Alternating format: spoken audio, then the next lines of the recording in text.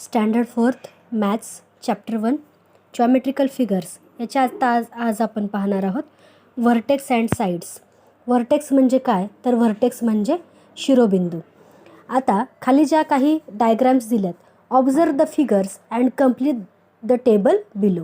आता या ज्या डायग्राम्स आहेत, या फिगर्स आहेत, त्यांना आपल्याला ऑब्झर्व करायचं आहे आणि विचारलेल्या प्रश्नांची उत्तरं लिहायची आहेत. आता पहिली जी फिगर आहे त्याचं काय सांगायचं बघा, नेम ऑफ फिगर. आता याचं नाव काय आहे, तर हा आहे रेक्टँगल. रेक्टँगलला असतात 4 sides. Number of sides 4 and number of corners 4. आता या रेक्टँगल्सचे कॉर्नर्स किती आहेत, 1 2 3 अँड 4, म्हणून इथे 4 असं लिहिलेलं आहे. रेक्टँगल म्हणजे आयत. पुढे आता पाहूया सेकंड फिगर, ज्याचं नाव आहे स्क्वेअर. स्क्वेअरला सुद्धा नंबर ऑफ साईड्स आहेत 4 अँड नंबर ऑफ कॉर्नर्स आहेत 4, 1 2 3 अँड 4. आणि अँगलसुद्धा, अँगल इथे कोपऱ्यात तयार होतो. प्रत्येक कोपरे मोजायचे आहेत आपल्याला, 1 2 3 अँड 4. पुढची फिगर आहे त्रिकोणाची, म्हणजेच ट्रायंगलची. ट्रायंगलचे अँगल आहेत 1 2 3, म्हणजेच त्याच्या साईडसुद्धा आहेत 3 आणि त्याचे कॉर्नरसुद्धा आहेत 3. आता पुढे आपण पाहूया रेक्टँगल, आयत. A rectangle has 4 edges. याला 4 कडा आहेत, 1 2 3 4. दॅट इज 4 साईड्स, आणि ज्या त्याच्या कडा आहेत त्यालाच साईड्स असं म्हटलं जातं. The point where 2 sides meet is called a vertex.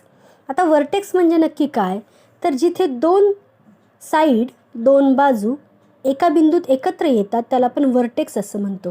म्हणजे बघा, या 2 बाजू ए बिंदूत एकत्र आल्यात, ही आणि इकडची बाजू बी बिंदूत एकत्र आली आहे, इथली आणि इथे बाजू सी बिंदूत एकत्र आली आहे, आणि ही बाजू डी बिंदूत एकत्र आली आहे.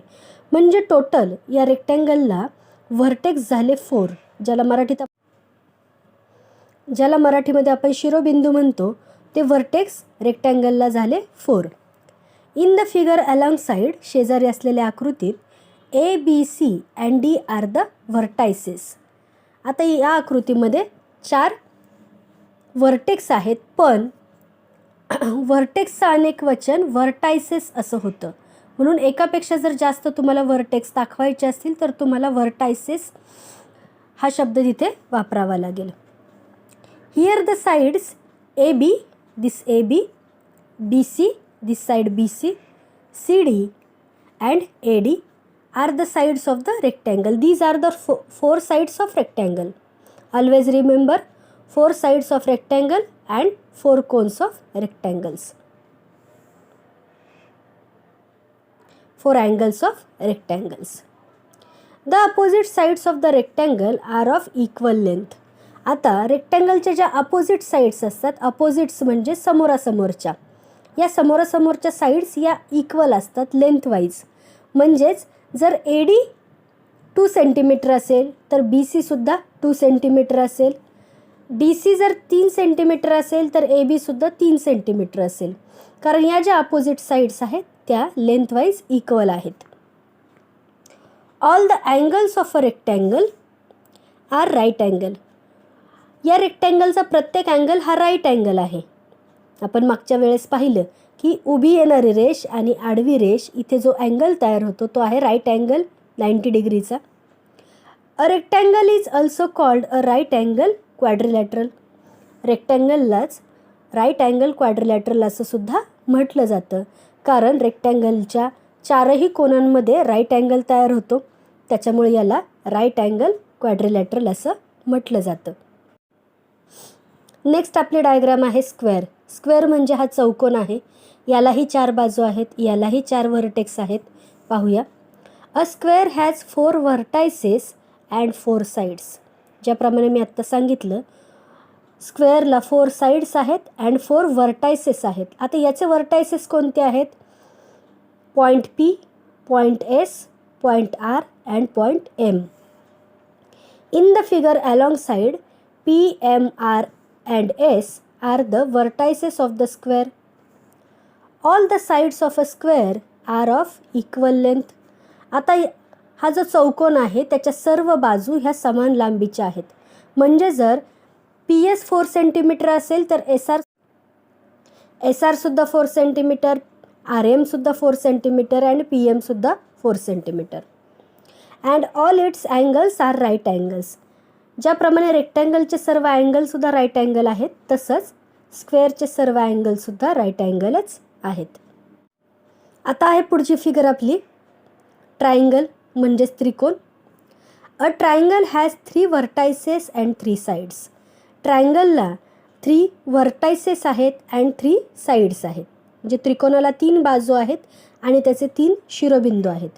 Y, R and L are the vertices of the triangle.